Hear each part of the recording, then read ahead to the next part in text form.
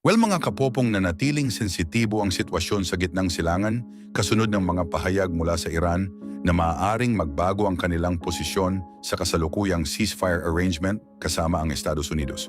Ito ay kaugnay ng patuloy na mga aksyon na iniuugnay sa Israel sa Lebanon na ayon sa Iran ay may direktang epekto sa balanse ng kasunduan.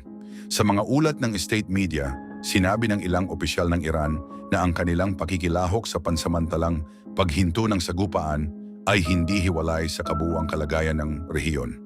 Para sa kanila, ang kasunduang ito ay bahagi ng mas malawak na inaasahan na dapat sabay-sabay humupa ang tensyon sa iba't ibang lugar. Kung magpapatuloy ang mga insidente sa Lebanon, may posibilidad umanong muling pag-isipan ng Iran ang kanilang commitment.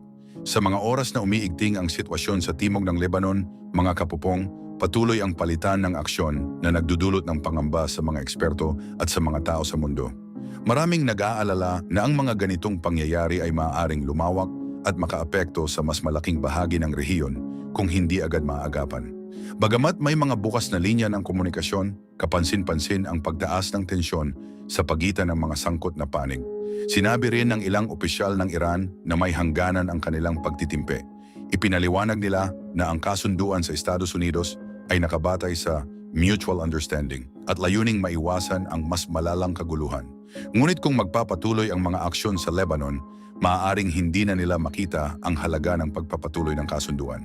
Hindi rin maikakaila mga kapupong na ang desisyon ng Iran ay nakaugnay sa kanilang relasyon sa mga grupo sa Lebanon. Ang ugnayang ito ay may malaking impluensya sa kanilang mga plano sa rehiyon. Kaya naman ang anumang pagbabago sa sitwasyon sa Lebanon ay agad na nakakaapekto sa kanilang mga susunod na hakbang. Sa panig ng Estados Unidos, nananatiling tahimik ang mga opisyal tungkol sa posibilidad ng pagbabago sa kasunduan. Gayunpaman, ayon sa mga eksperto, maingat nilang binabantayan ang bawat galaw sa rehiyon. Layunin ng Estados Unidos na maiwasan ang paglala ng tensyon habang patuloy ang kanilang suporta sa Israel, isang sitwasyong hindi madaling balansehin. Pero mga kapupong, iginiit ng Israel na ang kanilang mga aksyon ay bahagi ng kanilang pagsisikap na mapanatili ang seguridad ng kanilang bansa. Ayon sa kanilang mga leader, kinakailangan ang mga hakbang na ito upang tugunan ang mga banta na kanilang nakikita sa kanilang hangganan. Sa kabila nito, patuloy ang panawagan mula sa mga tao sa mundo na pairalin ang pagpipigil at mahinahong pag-uusap. Ang magkakaibang pananaw ng bawat panig ang nagpapahirap sa pagresolba ng sitwasyon. Habang bawat isa ay naninindigan sa kanilang posisyon, patuloy namang tumataas ang tensyon. Ang mga pagsisikap na diplomatiko ay patuloy, ngunit nananatiling limitado ang epekto sa ngayon. Sa Lebanon, mga kapupong, ramdam ng mga residente ang bigat ng sitwasyon. Maraming naapektuhan ang pang-araw-araw na pamumuhay at hindi nawawala ang pangamba sa kaligtasan. Ang mga lokal na opisyal ay patuloy na nananawagan ng katahimikan at tulong mula sa mga tao sa mundo upang maiwasan ang mas malalang pangyayari. Ayon sa mga eksperto, hindi na bago ang ganitong uri ng tensyon sa rehiyon. Sa mga nakaraang pagkakataon, napahupa ang sitwasyon sa pamamagitan ng diplomasya at pakikialam ng ibang bansa.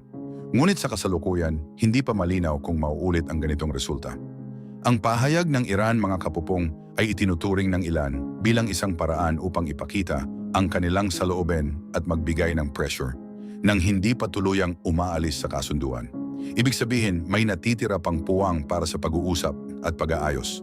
Sa mga darating na araw, inaasahang mas paigtingin ang mga diplomatic na pagsisikap upang maiwasan ang paglala ng sitwasyon. Para sa mga tao sa mundo, mahalaga ang patuloy na komunikasyon at kooperasyon upang mapanatili ang katatagan sa rehiyon.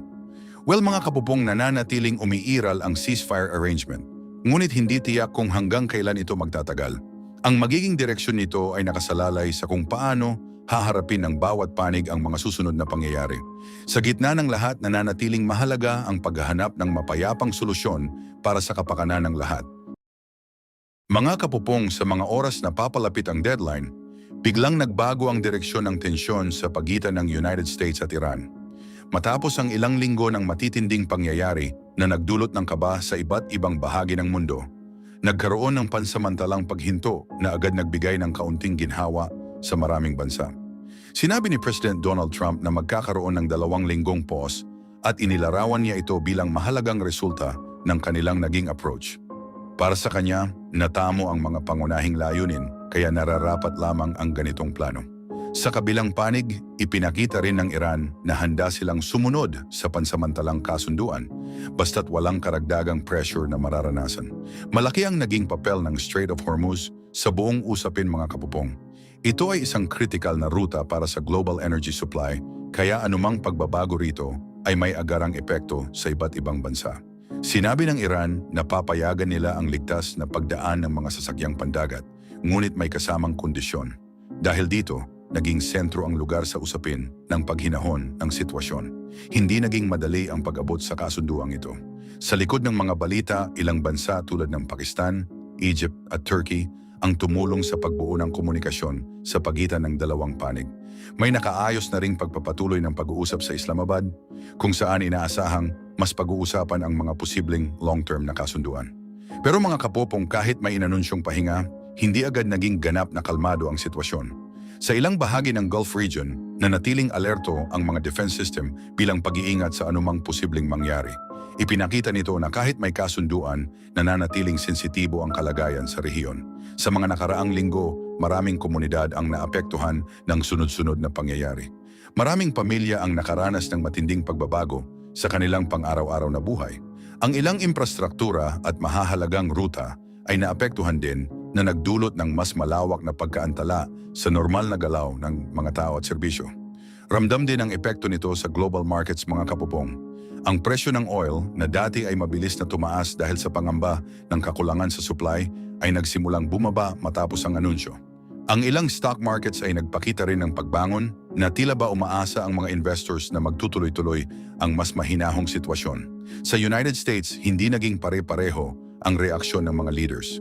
May ilan na sumuporta sa naging plano, sinasabing ito ay maaaring magbukas ng mas maayos na pag-uusap. Ngunit mayroon ding nag-alala, lalo na sa direksyon ng foreign policy at kung paano hinahawakan ang ganitong klase ng tensyon. Para kay Trump, mga kapupong, malinaw ang kanyang pananaw na ito ay isang mahalagang sandali. Ngunit para sa Iran, isa rin itong patunay na kaya nilang panindigan ang kanilang mga kondisyon. Sa huli, parehong panig ay nagpakita ng sariling interpretasyon sa nangyari na lalong nagpapakita kung gaano kakomplikado ang sitwasyon. Dagdag pa rito, sinabi ng mga eksperto na ang mga nangyayari sa mga kalapit na rehiyon ay maaaring makaapekto sa stability ng kasunduan. Kung may ibang isyung lilitaw na hindi agad matutugunan, posibleng maapektuhan ang kasalukuyang pahinga. Ang mga tao sa mundo ay nagpakita ng halo-halong reaksyon, mga kapopong. Marami ang nakaramdam ng pag-asa, ngunit may kasamang pag-iingat. Ang panawagan ng karamihan ay ipagpatuloy ang dialogue at iwasan ang anumang aksyon na maaaring magpalala muli ng sitwasyon. Ang 2 linggong timeframe ay tinitingnan bilang mahalagang pagkakataon. Maaari itong maging daan para sa mas maayos na usapan, ngunit maaari rin itong magdulot ng panibagong tensyon kung walang konkretong resulta. Sa puntong ito, bawat araw ay mahalaga. Sa Gulf region mga kapupong, patuloy ang pagbabantay ng mga pamahalaan. Kahit may pahinga, hindi nila inaalis ang posibilidad ng biglaang pagbabago. Ipinapakita lamang nito na ang sitwasyon ay nananatiling maselan. Para sa mga taong direktang naapektuhan, ang pansamantalang katahimikan ay isang pagkakataon upang makahinga kahit sandali. Unti-unting bumabalik ang ilang normal na gawain, ngunit may kasamang pag-aalala kung ano ang susunod na mangyayari. Mga kapupong, ang lahat ay nakasalalay sa mga darating na pag-uusap. Ang mga usaping may kinalaman sa ekonomiya, seguridad, at iba pang sensitibong bagay ay kailangang mapag-usapan ng maayos. Ang pansamantalang paghinto ay hindi pa katapusan, kundi simula pa lamang ng mas mahaba at mas masusing proseso. Sa ngayon mga kapopong, nananatiling nakatutok ang buong mundo, umaasa na ang kasalukuyang sitwasyon ay mauuwi sa mas matibay at pangmatagalang kapayapaan.